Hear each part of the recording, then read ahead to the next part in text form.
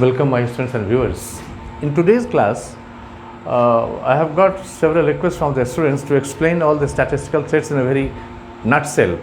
Though I won't be able to explain all the tests fully and in a more extensive way, taking an example of all the tests, because it will take time and it will be a longer video. So for this forthcoming exam to be scheduled in May, I am just reviewing all the tests, all the statistical tests of sampling, their uses, and important informations regarding all the tests. This is what I am going to explain in one or two videos.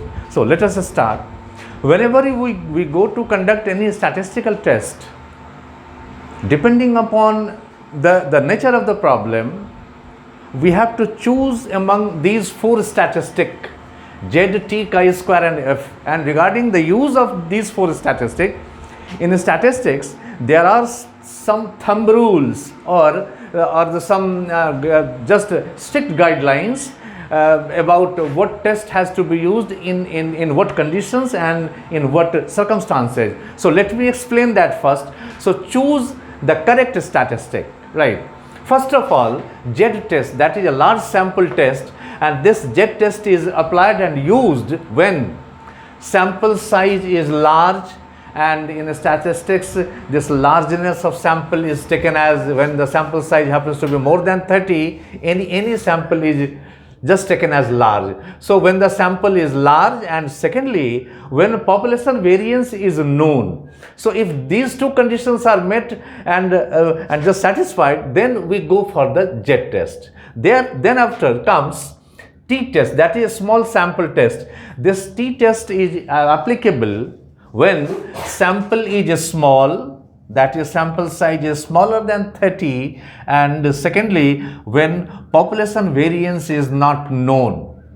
In the Z test we do have the know about this population variance, but while using T test we don't have any information regarding this population variance. And we shall see right just now that while just using T test, we use the unbiased estimate of the population variance. So that we shall be using and we shall see later on.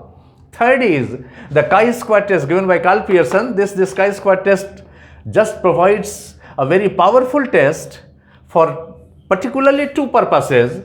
Just to test the goodness of fit. Whenever we make any theory or whenever any theory is formed, then it has to be tested against the reality, and this test of theory against the reality or the data or the actual data, this is called to test goodness of fit. And secondly, through this chi-square test we can test the difference of or the independence of two attributes, two features or two characteristics.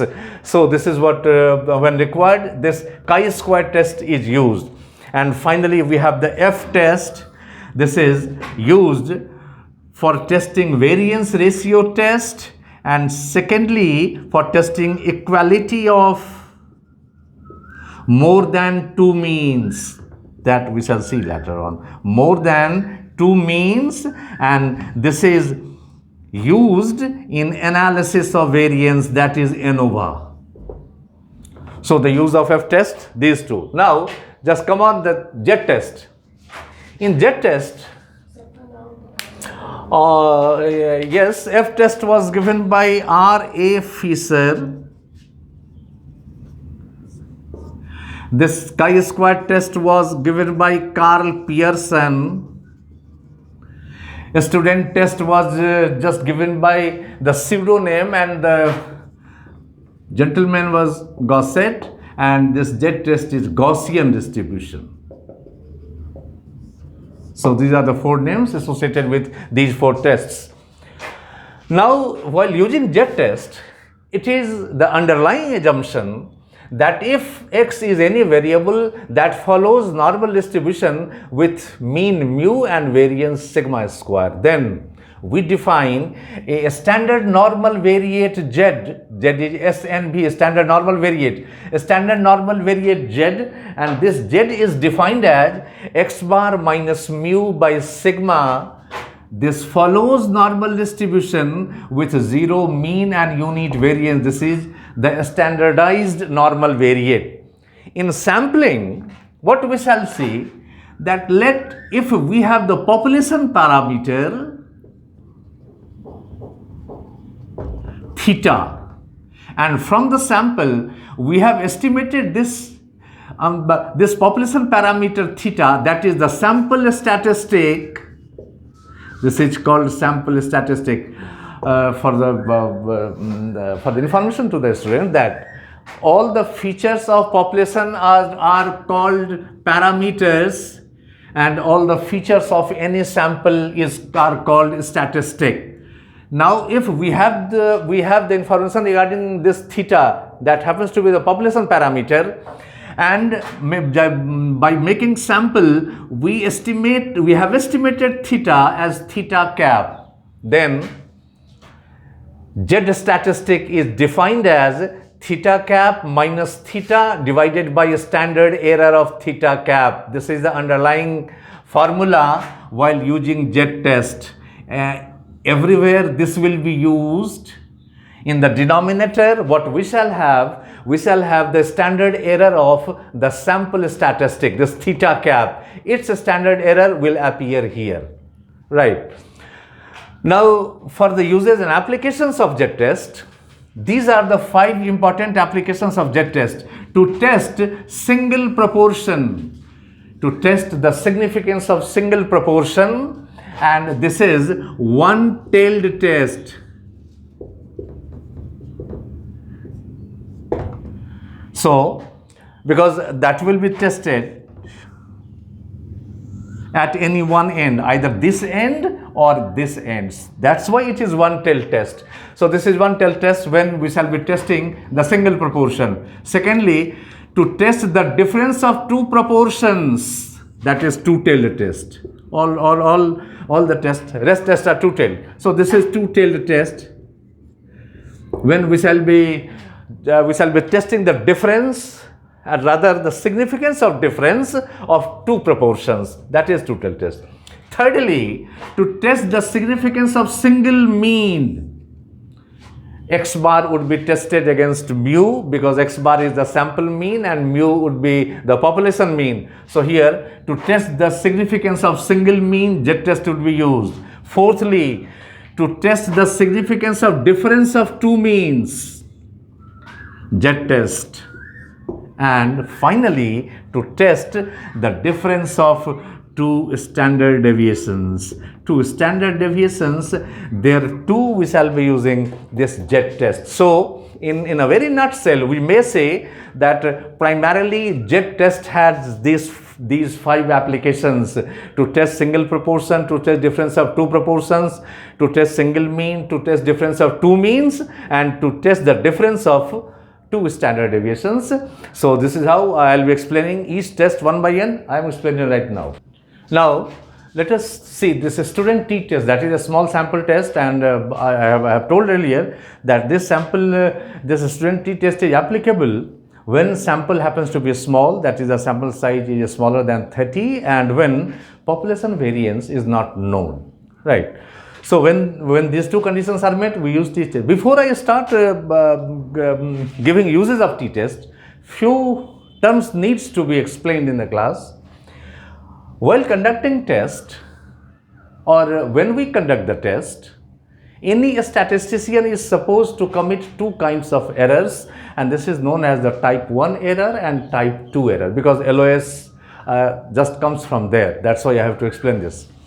Type 1 error is also known by the alpha error, or it is called producer's risk, and it is when H0 rejected if H0 is correct. That is type 1 error.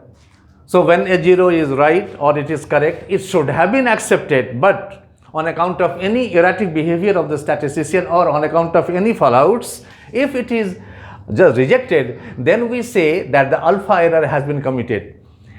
In the business terms, H0 is the sample and lot, that is the population, lies within the godown. If the sample and the lot lying in the godown, that is the population, if both are the same, then that commodity must have been sold in the hands of the consumer. If everything would have been right. But if sample is correct, there is no difference between sample as well as the population, and still the very consumer rejects the deal. So it is called producer's risk. आप इसको ऐसे समझें, जो कोई सामान का आया sample और वो देख रहा है कंज्यूमर उसको, और जो उसको चाहिए, जो भी क्वालिटी चाहिए, वो जो सैंपल है, ठीक कंज्यूमर जो भी क्वालिटी खोज रहा है वही क्वालिटी है, और वो जो सामने दुकानदार है जो सैंपल दिखा रहा है वही सामान लाके उसको देगा. इसका अर्थ हुआ कि वो सामान बिक जानी चाहिए थी, और किसी भी कारण से वो सामान नहीं बिका. तो वो उसी को कहते हैं, that is being called a consumers, this is producers risk, and this is type 2 error. Accept H0, ये कब होता है? तो accept H0 when H0 is false. In reality, H0 is false. It should have been rejected, but it has been accepted. So it amounts to type 2 error or beta error. It is known as the consumer's risk. The very commodity should not have been purchased by the consumer, because there is a vast yawning gap between the sample as well as the lot. So whosoever is the consumer, he should not have, still he has just okayed the deal, so that goes against the consumer, and it is known as the consumer's risk. इन दोनों ये जो these two errors, out of these two errors, this type 1 error is more serious and more grave, alpha error, because it leads to a very awkward situations when the null hypothesis should have been accepted and it has been rejected by the fault of the statistician or whosoever is involved in the test. So this error, type 1 error, is more important out of these two errors. While conducting sampling tests, the probability of alpha error or the probability of just committing type 1 error by the statistician, it is called level of significance. Once more, that the numerical probability of committing alpha error is known as the level of significance, and in a very common way in a statistical test, 5% LOS and 1% LOS is used. 5% LOS, what does it mean? 5% LOS mean that whatever result has been obtained by the statistician, there is 5% chance that alpha error has been committed. Similarly, this 1% LOS means that while conducting test, there was 1% chance that alpha error has been committed. This is what LOS means. Degrees of freedom, except Z test. Z test does not require any degrees of freedom, but in T, chi-square and F, in these three tests, degrees of freedom is required, and degrees of freedom is N, that is the sample size minus given information about the sample. So this is N minus any given information about the sample constitutes the degrees of freedom, and it varies from test to test or from place to place. Now, just I have explained Z test, and there I forgot to explain this, that LOS in case of Z test, because it is defined in all rest tests, T, chi-square and F, from sample to sample, we shall have to get critical values right from the table. But for this test, Z test, in two-tailed test, 5% LOS value is 1.96 and 1% LOS value is 2.58. These two values have to be memorized by the students. And just while conducting Z test, and if it is one-tailed test, then for one-tailed test, 5% LOS value is minus 1.464. So these are the three values which has to be kept in memory for while using Z test. Right, now just we come on t-test. This student t-test, I have told earlier that this t-test is rather preferred when sample size is less than 30, that is sample is small, and population variance is unknown. Now, while conducting the test, we shall be needing variance either of the sample or the population. This sample variance will not be directly used in the case of t-test. In case of z-test, we can use the sample variance in place of population variance. That much freedom we do have there. But in t-test, we can't use directly the sample variance while conducting test. Then what we do? Here, in t-test, we use unbiased estimate of population variance. Now the sample variance, a small s square is summation x minus x bar square upon n. This is the standard formula of variance of any variable. And from this equality, or from this formula, summation x minus x bar square is ns square. Once again, this small s square is the sample variance. So summation x minus x bar square equals ns square. Now just come on to get this unbiased estimate. Now we get unbiased estimate of the population variance, and this population variance unbiased estimate is defined as big S square equals summation x minus x bar square divided by n minus 1. Now, in place of this summation x minus x bar square, from here we can write ns square by n minus 1. Once again, this S square is sample variance. So from sample variance, we calculate the unbiased estimate of the population variance, and this unbiased estimate is used in t-test anywhere and everywhere. Right. Now the application of t-test. If the sample is small, from t-test, we test the significance of single mean, one mean, from which population it has been drawn. This is what we do there. Secondly, to test the significance of difference of two means. If there are two samples, both samples have their own means, and if we have to test the significance of difference of two means, then t-test. And if we have to test the significance of difference of more than two means, then f-test is used. I shall tell later on while explaining t-test. But for test the significance of difference of two means, this t-test sample is small. If it is large, z-test, I have told earlier. Thirdly, paired t-test for difference of means. Now, when this paired t-test is used, if we have the value on variable x and variable y, then we shall have x1, x2, x3, x1. We are having four values of x, x1 to x4, and correspondingly y1, y2, y3 and y4.